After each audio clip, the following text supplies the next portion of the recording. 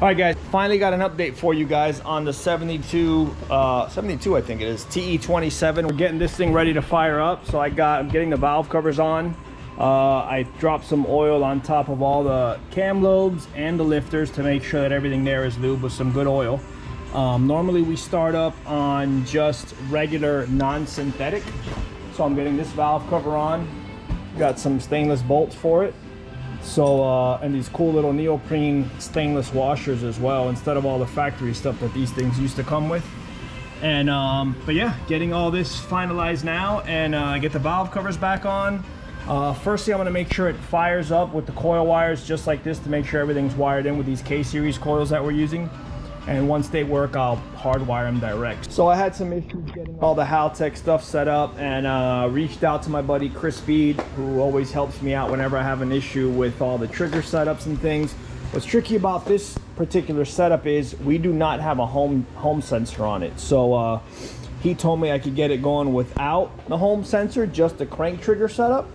So I was a little scared about it, and it did give us some trouble, but I think we finally got it to a point where things seem to be cooperating. So I'm gonna show you guys. We got a noid light on the injectors. I got this little rig set up here to show you guys spark, hopefully. And let's get the battery hooked up back here. So it's got an Optima red top. Sorry, I know it's dark. Let me get this hooked up and get the battery hooked up real quick. I'm gonna turn the lights off for you guys so we can see a little bit better. So let's see if we get some spark in this thing. I did check it yesterday and it was cooperating, so let's see.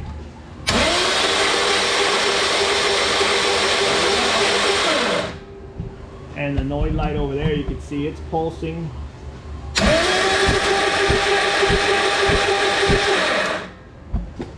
We got spark, we got everything good to go. The dash is in, lit up. You can see here, I gotta set that up, but we got air temp, oil pressure, battery voltage, RPM here. RPM is consistent. I know it's dark, I don't have a light with me right now to show you guys that. All right, so next step here is we are going to prime the oil pump. So one of the biggest things I always tell my customers is be sure on a new build, before you do anything else, you prime the oil pump. So this is the one that's got the external oil pump, and we got the Haltech information up here, and I don't know if you could see it. It's hard for me to see it, but right there is oil pressure. Hopefully it's clear that you guys can read that, but I'm gonna prime the pump now and see if we get some oil pressure in this thing, and then once we get oil pressure, put the belt back on and then get fuel in it and try and fire it up. It's got a tight spot here, so. All right, got it on there. Here we go.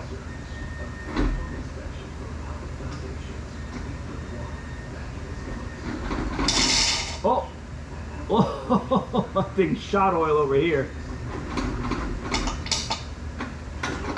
All right, we got some good pressure there. I think I saw like 10 pounds on the gauge, and I took this line off, and we got oil here for the turbo feed, so that way the turbo don't starve either.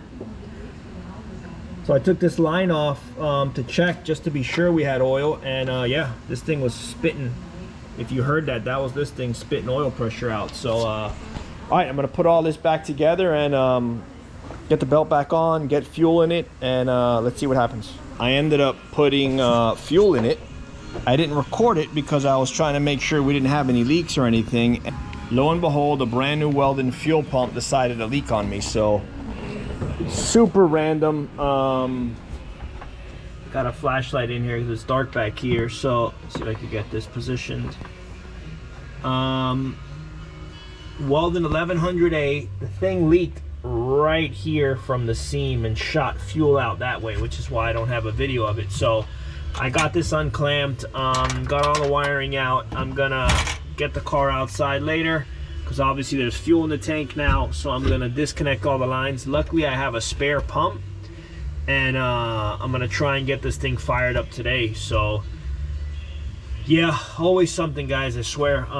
So yeah, just gonna get this off, get the fittings off, get the fuel filter out, and then I'll put it on the spare pump that I have, brand new also, and hopefully that one doesn't leak. So I don't know what's going on, but we've had a couple issues with these pumps lately, and I don't know why. I've always had really good luck with them, but you know what happens. So I'm gonna swap this out now.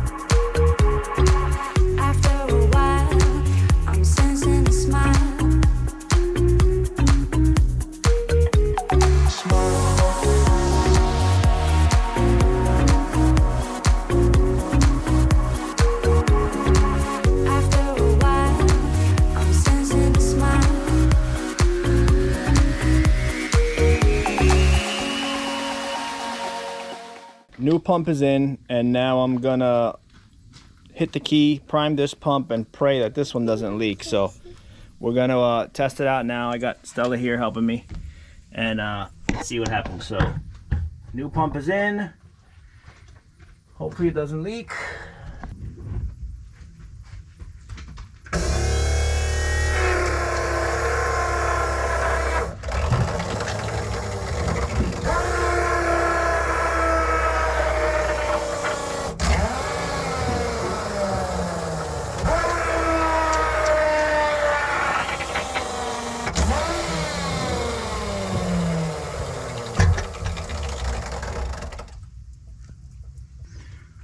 All right, I think it looks good. That's water. Water.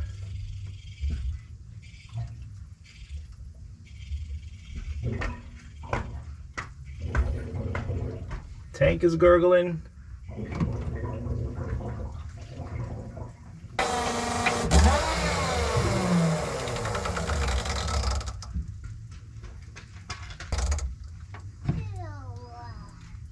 All right, holding at 50 pounds. I'm gonna try and fire this thing up real quick. What happened?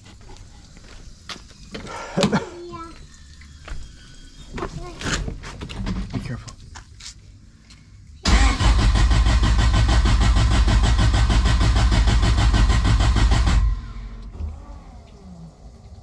Can I come in? Oh, we got some life. It's clearly.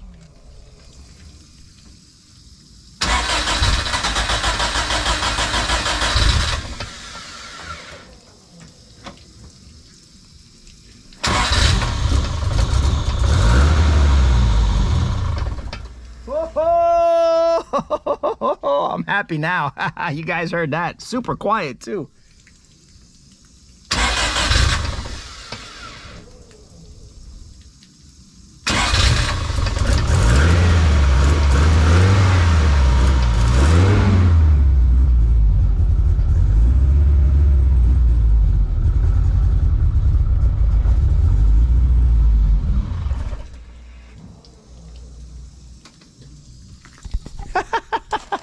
All right, that's a good sign. So this thing sounds super quiet. I gotta raise the idle up, so let me try and do that and see if I can get it to stay on. I got no water in it, so that's one thing I don't have that I gotta put in it. So other than that, I don't see anything else leaking. No fuel, but man, it sounds great. Super quiet. So let me try and get the idle up and see how it sounds from there.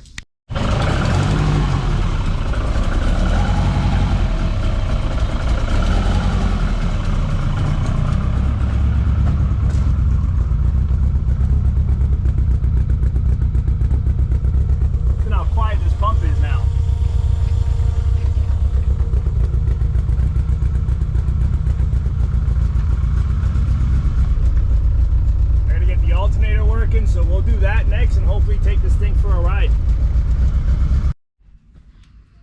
All right, you heard it start up, so I couldn't be happier, man. This thing's been a little bit of a pain in the butt, but you know how cars are when you first start them up. There's always little dilemmas here and there, but we got it outside.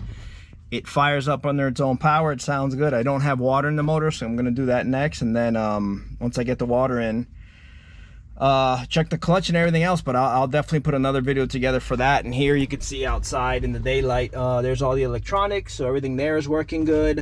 So everything seems to be working, brake, clutch, and all that. And I'll go over everything now that I need to double check, tighten all the bolts, make sure everything's tight, and then I'll put together a video. Hopefully we can start driving this thing and take it for a little cruise. Then you know, little by little we'll get boosting it. So give me a couple days. Hopefully by you know, 3-4 days I'll put something together. So stay tuned. See you guys later. Bye.